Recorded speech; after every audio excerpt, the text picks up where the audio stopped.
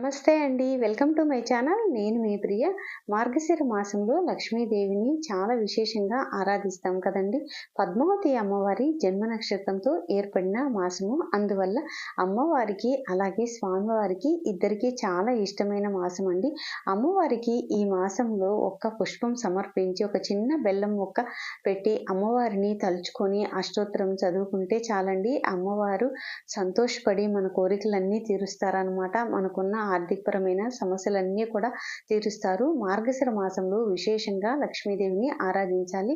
మనకి ఈ మార్గశిర మాసంలో ఇంకా ఒక్క వారమే ఉందండి. అది కూడా డిసెంబర్ 18వ తారీఖు గురువారము. అందువల్ల ఈ మార్గశిర గురువారం రోజున అమ్మవారిని ఇంతకు ముందు పూజ ఈ నెలల రోజులు ఎప్పుడు మేము పూజ చేసుకోలేదండి అనుకునే వాళ్ళు కనీసం ఈ ఒక్క వారమైనా అమ్మవారికి పూజ చేసుకోవడానికి ప్రయత్నించండి. ఇంతకు ముందు వీడియోల్లో చెప్పినట్లు వ్రతంగా చేసుకునే వాళ్ళైతే ఇది 4వ వారం అవుతుందండి. వాళ్ళు వ్రతంగా చేసుకునే వాళ్ళు కొలత పాత్ర అలాగే కుబేర కొంచెము పెట్టుకొని అలాగే ఆ రోజు అమ్మవారికి 4వ వారం అయితే ఆ నైవేద్యము సమర్పిస్తారు. ఇంకా నియమాలు అనేవి కూడా చాలా ఉంటాయండి. ఈ నియమాలు ఈ వ్రతంగా చేసుకునే వాళ్ళు ఎలా అనేది మన ఛానల్లో చాలా వీడియోస్ ఉన్నాయండి. నేను వ్రతంగా చేసుకునే వాళ్ళు ఎలా చేసుకోవాలి అనేది చూపిస్తూనే అలాగే మొదటిసారిగా చేసుకునే వాళ్ళు ఇంతకు ముందు ఎప్పుడూ చేసుకోని వాళ్ళు కూడా అమ్మవారిని కనీసం ఒక్క రోజైనా కూడా మన శక్తి కొలది ఈ మాసంలో అమ్మవారి జన్మ నక్షత్రంతో ఏర్పడిన మాసం కదండి. ఈ మాసంలో అమ్మవారికి మనం ఏ విధంగా పూజ చేయాలి, మొదటిసారి చేసుకునే వాళ్ళు ఎలా చేయాలి అనేది, అలాగే వ్రతంగా చేసుకునే వాళ్ళు ఏ నైవేద్యంగా సమర్పించాలి, మొదటిసారి చేసుకునే వాళ్ళు ఏ నైవేద్యం సమర్పించాలి అనేవన్నీ కూడా నేను ఈ వీడియోలో వివరంగా ఒకేసారి చెప్తానండి. మళ్ళీ రెండు విడివిడిగా అవసరం లేదు కదా. ఇక్కడ వ్రతంగా చేసుకునే వాళ్ళకైతే కొలత పాత్ర ఉంటుందండి, కుబేర కొంచెం ఉంటుంది. అలాగే మనము అమ్మవారి దగ్గర పసుపు కుంకుమ నిండుగా ఉన్నవి పెట్టుకోవాలండి. మొదటిసారి కనీసం ఈ మార్గశిర మాసంలో అమ్మవారికి మేము ఒక్క వారమైనా పూజ చేసుకుంటాము అనుకున్న వాళ్ళు మాత్రం అమ్మవారి ఫోటో ఉంటే ఫోటో ఎదురుగా మనం ఈ విధంగా పసుపు నిండుగా ఉన్న పసుపు కుంకుమ పెట్టుకోవాలండి. అలాగే ఏనుగులు కూడా అమ్మవారి ఎదురుగా పెట్టుకోవాలి. ఇంకా వ్రతంగా చేసుకునే వాళ్ళకి ఇది 4వ వారం అవుతుంది కాబట్టి వాళ్ళకి కొలత పాత్ర ఉంటుంది, కుబేర కొంచెం ఉంటుంది. మిగతా ప్రాసెస్ అంతా కూడా యాజ్ యూజువల్ ఉంటుంది అనమాట.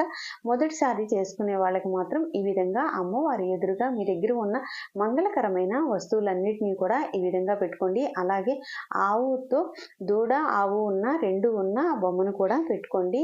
మనకి ఇంక ఈ వారం వచ్చేసరికి కనీసం మార్గశిర మాసంలో ఒక్క రోజైనా కూడా ఒక్క వారమైనా కూడా అష్టలక్ష్ముల్ని ఆరాధిస్తే చాలా మంచిదండి. అందువల్ల ఈ 4వ వారము మార్గశిర మాసంలో చివరి వారం అవుతుందండి.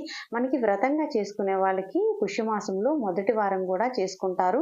అది 5వ వారం పూజ చేస్తారనమాట. మామూలుగా మొదటిసారిగా చేసుకునే వాళ్ళు కానీ వ్రతంగా చేసుకునే వాళ్ళు అమ్మవారిని ఆరాధించాలి అనుకున్నప్పుడు మార్గశిర మాసంలో ఈ 4వ వారమైన ఇలా అష్టలక్ష్ముల్ని ఆరాధిస్తే చాలా విశేషమైన ఫలితం కలుగుతుందండి. ఎంతో కాలంగా ఇబ్బంది పడుతున్న ఏదైనా ఒక సమస్యతో బాధపడుతూ ఉన్నా లేదా ఆర్థికపరమైన ఇబ్బందులతో బాధపడుతున్నామండి.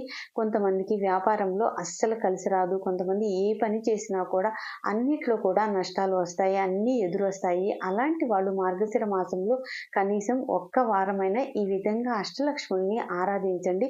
మనము గజలక్ష్మీదేవిగా, ఆదిలక్ష్మీదేవిగా, ధైర్యలక్ష్మిగా, విజయలక్ష్మిగా, సంతాన లక్ష్మిగా, ధాన్యలక్ష్మిగా ఇలా మనం అమ్మవారిని ఇన్ని రకాలుగా ఆరాధిస్తే మనకి మంచి ఫలితం అనేది కలుగుతుందండి. ఈ మార్గశిర మాసంలో చివరి వారము ఈ విధంగా అమ్మవారిని అష్టలక్ష్ముల్ని ఆరాధించండి. మీ ఇంట్లో అష్టలక్ష్మీదేవుల ఫోటో ఉంటే కనుక ఆ ఫోటో పెట్టుకోండి. ఒకవేళ అష్టలక్ష్ముల ఫోటో కనుక మా ఇంట్లో లేదు అనుకున్న వాళ్ళు ఈ విధంగా ఒక పసుపు తీసుకొని కొంచెం పసుపు తీసుకొని ఈ పసుపు మనం గౌరీదేవిని అలాగే పసుపుతోటి విఘ్నేశ్వరుని కూడా చేసుకుంటాం కదండి.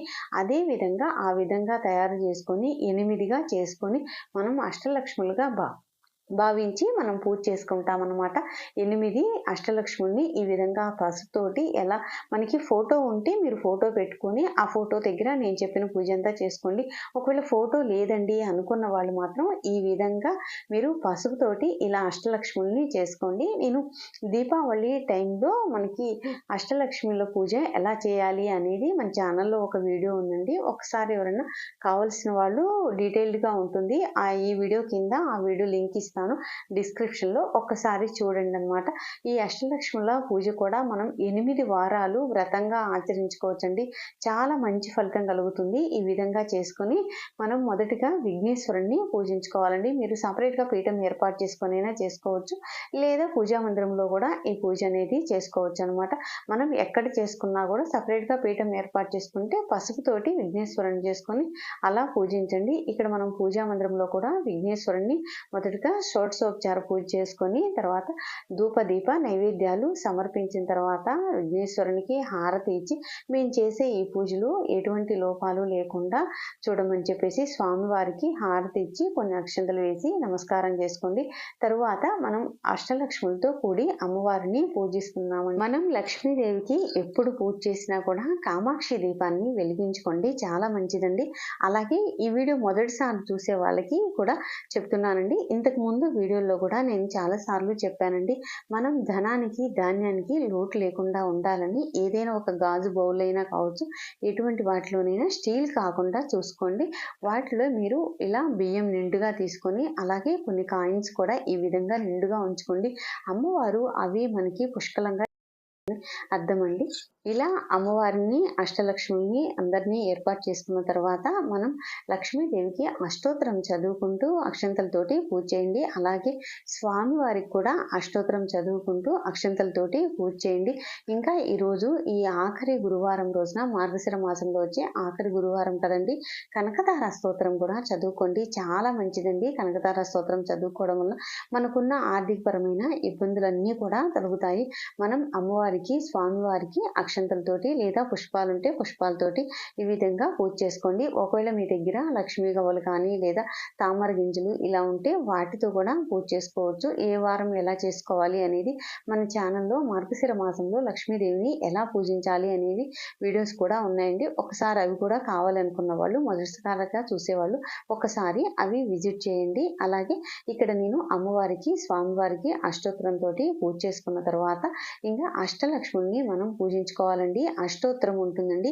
ఈ అష్టలక్ష్మి దేవుల అష్టోత్తరము మనకి పూజా స్టోర్స్లో కానీ ఇలా బుక్ షాప్లో కానీ బుక్స్ ఉంటాయండి. ఒకవేళ ఆ బుక్స్ కనుక లేవండి మా ఇంట్లో మేము తెచ్చుకోలేకపోయాము అని అనుకున్న వాళ్ళు ఎవరైనా సరే ఫోన్లో కొడితే మనకి అష్టలక్ష్మి అష్టోత్తరం వస్తుందండి. ఈ విధంగా అష్టోత్తరం చదువుకోండి. ఇప్పుడు సంతాన లక్ష్మి అష్టోత్తరం ఉంటుందండి. ఆ విధంగా అక్షంతలతోటి మనం పూజ చేస్తూ ఒక్కో అమ్మవారి దగ్గర ఈ విధంగా అక్షంతలతోటి పూజ చేయండి. ఆ అష్టోత్తరం చదువుకుంటూ పూజ చేయండి. అలాగే పసుపు కుంకుమ గంధము అక్షంతలు కూడా అమ్మవారి దగ్గర సమర్పించండి.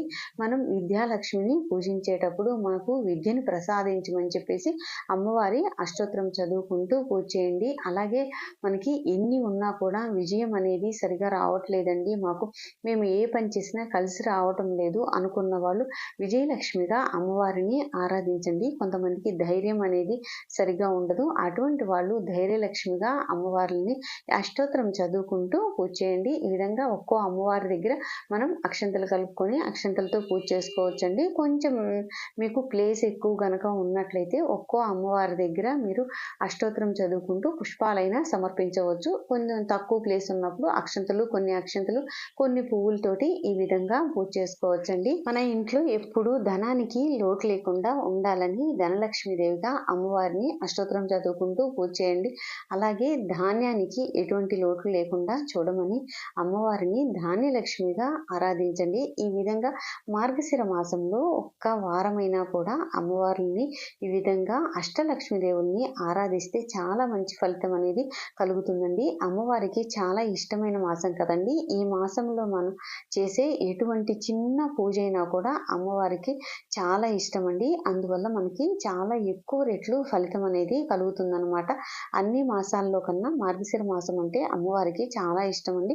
మనము శ్రావణ మాసంలో కూడా అమ్మవారిని వరలక్ష్మి వ్రతం రోజు కానీ శ్రావణ శుక్రవారాల రోజు కానీ ఈ విధంగా విశేషంగా ఆరాధిస్తాము. అదే విధంగా మనం శ్రావణ మాసంలో అయితే ఎంతగా లక్ష్మీదేవిని పూజిస్తామో అదే విధంగా మార్గశిర మాసంలో వచ్చే గురువారాల రోజున కూడా అమ్మవారిని ఆ విధంగానే ఆరాధిస్తే మనకి మంచి ఫలితాలు అనేది కలుగుతాయి. మీరు ఈ పూజ అనేది పూజా మందిరంలో చేసుకోవచ్చండి. సపరేట్గా పీఠం ఏర్పాటు చేసుకుని కూడా చేసుకోవచ్చు.